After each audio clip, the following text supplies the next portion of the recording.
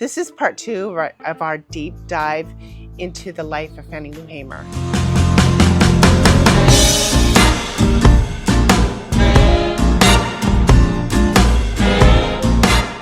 Welcome back to Savoring Her Story. I am Stevie Lynn, and here on Savoring Her Story, we like to honor the women who changed history. A lot of activists, suffragettes, women who just decided they didn't like what was going on here, and they just created something new. Just really badass women. And we like to tell their story and serve it with a vegetarian dish. So in part 1, I showed you how to make a Creole sauce for grits. And that was, in honor of Fannie Lou Hamer. She's from Mississippi. Okay, Creole sauce is a little bit more Louisiana, but we're vegetarian here. Mississippi tends to get more of its flavor from animal. And because we're vegetarian, we tend to use a little bit more spices and stuff. Louisiana already provides that version of it. So we did a Creole sauce, which is really tasty. In this video, we're going to be making a ground nut stew with black-eyed peas. That's so good. Simple, but goes great over grits, biscuits, rice by itself. So yummy. And this too is in honor of Fannie Lou Hamer because she was a sharecropper and she would have been probably planting field peas. And also the ground nut stew has its roots in West Africa.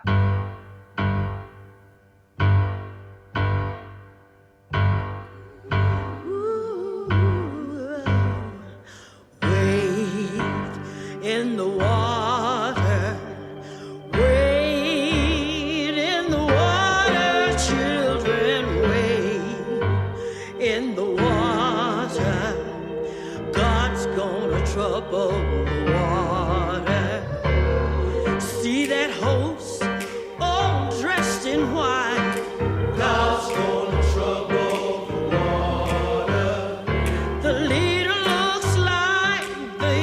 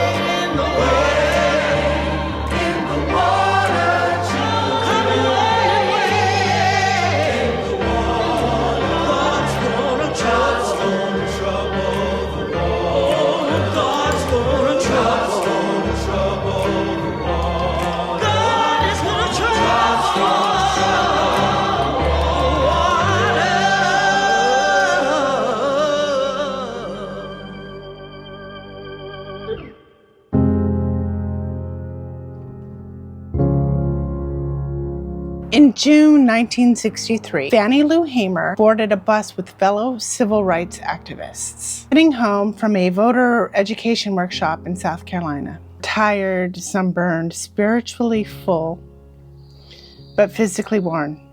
As they crossed back into Mississippi, they stopped in Winona to grab a meal and use the restrooms at the local Greyhound station. That decision nearly killed her. They walked into the station expecting to be treated like citizens. Fannie Lou Hamer reported, on June the 9th, 1963, I had attended a voter registration workshop, was returning back to Mississippi. 10 of us was traveling by the Continental Trailway bus. When we got to Winona, Mississippi, which is Montgomery County, 4 of the people got off to use the washroom, and 2 of the people to use the restaurant. 2 of the people wanted to use the washroom. The 4 people that had gone in to use the restaurant was ordered out. During this time, I was on the bus, but when I looked through the window and saw they had rushed out, I got off the bus to see what happened. And one of the ladies said it was a state highway patrolman and a chief of police ordered us out. I got back on the bus, and one of the persons had used the washroom got back on the bus too. As soon as I was seated on the bus, I saw when they began to get the 5 people in a highway patrolman's car. I stepped off the bus to see what was happening, and somebody screamed from the car that the 5 workers was in and said, "Get that one there." And when I went to get in the car, when the man told me I was under arrest, he kicked me. Mississippi law enforcement didn't just turn them away, they arrested them on the spot. Hamer was taken to a local jail where the officers decided to make an example out of her. They dragged her into a cell and ordered 2 black male inmates to beat her with a blackjack. Men fearing for their own lives obeyed. A white officer stood outside the cell door giving instructions. Hit her lower, harder, again, going. They beat her until she lost consciousness, and then they kept going. They struck her in the head, the legs, the back, the kidneys. When she screamed, they laughed. When she bled, they didn't stop. And it wasn't just the beating. The police sexually assaulted her. They used her body as a battlefield. Conquest. As a message.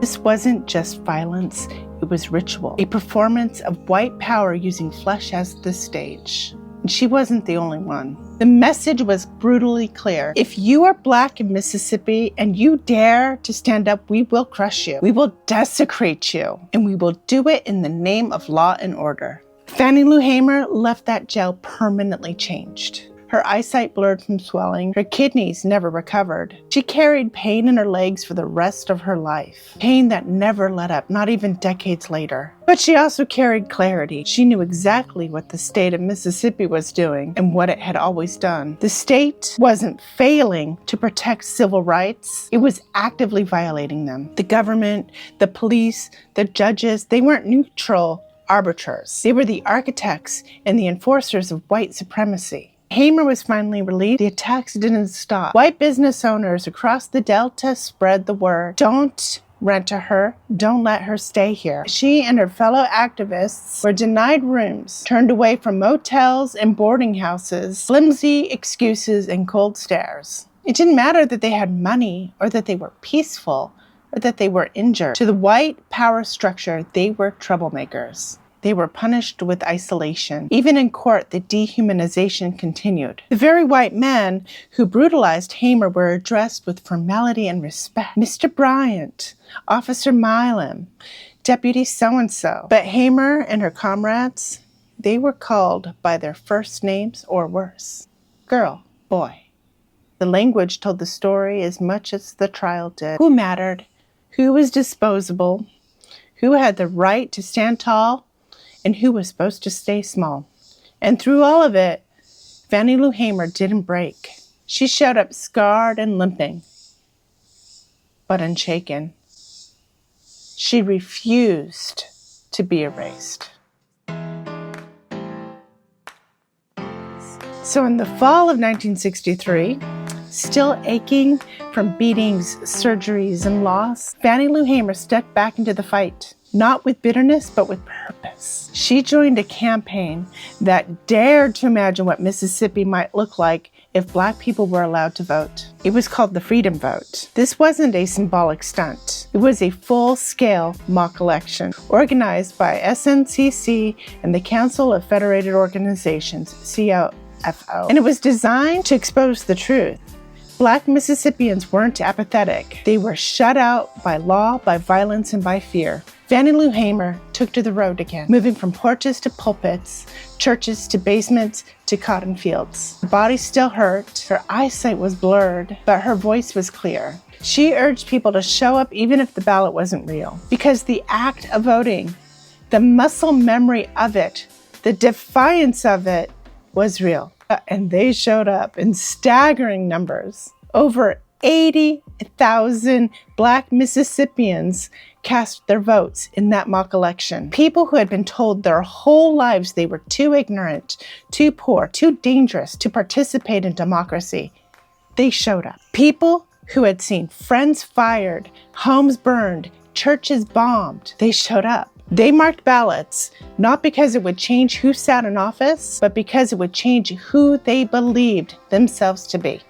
It wasn't play acting, it was prophecy. Freedom vote provided what the white power structures refused to admit. Black Mississippians wanted to vote, deserved to vote, and would fight to vote. It sent ripples through the national movement and did set the stage for the Mississippi Freedom Democratic Party, founded the following year to challenge the state's all-white Democratic delegation. It laid the foundation for Hamer's national testimony, the one that would shake the Democratic Party to its core. It proved with breathtaking clarity that the problem wasn't Black disinterest. The problem was white control. Now, Fannie Lou Hamer wasn't a preacher. She didn't wear a collar. She didn't have a pulpit. But when she stood to speak, people listened like they were in church because she told the truth and she told it plain. She didn't soften her voice to smooth her cadence to sound respectable. She didn't memorize polished speeches or worry about pleasing the press. Her words came rough and radiant, shaped by pain, powered by faith. She said things that other people were too afraid to say, things they buried deep so they could keep going. But Hamer unearthed them. You can pray until you faint, she once said, but if you don't get up and try to do something, God is not going to put it in your lap. Her faith wasn't passive. It wasn't about waiting. It was about rising, about getting your hands dirty, about seeing God in action, not just in the church. When she spoke, it wasn't just her story on the line. It was everyone's. She carried the weight of other people's silence, and in breaking her own, she gave them permission to break theirs too. She wasn't trained. She wasn't polished. She was just powerful. Because she preached from the scar, not from the script. She didn't offer platitudes or false hope. She offered something far riskier, truth that demanded transformation. And people felt it in their chests, in their breath, in their bones. She wasn't looking to impress the powerful. She was calling the rest of us to rise. In the summer of 1964, Fannie Lou Hamer took her truth to the highest stage she could reach, the Democratic National Convention in Atlantic City. She wasn't just there as a witness. She came to confront the system, to expose the lie of American democracy that claimed to represent all while silencing the Black South. She sat beside delegates from the Mississippi Freedom Democratic Party, an integrated grassroots alternative to the all-white, all-male delegation Mississippi had sent. They didn't come for symbolism, they came for seats. And when it was Hamer's turn to speak, she didn't flinch. She looked straight into the cameras and told America what had been done to her. Them about Winona, about the bus stop, the false arrest, jail cell, the savage beating, the sexual assault, the damage that would never heal. And she didn't clean it up for comfort, nor did she hide her emotion.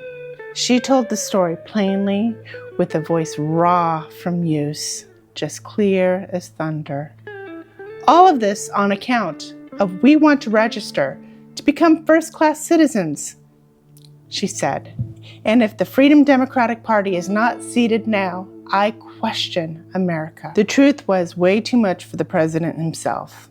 Lyndon B. Johnson, watching from the White House, panicked midway through Hamer's testimony. He called a sudden, meaningless press conference to force the networks to cut away from her speech. But truth has a way of getting through. That night, the networks aired her full testimony in primetime. Millions of Americans saw what Johnson tried to hide. A poor Black woman from Mississippi, battered and unbroken, demanding to be heard. She didn't win the challenge that day.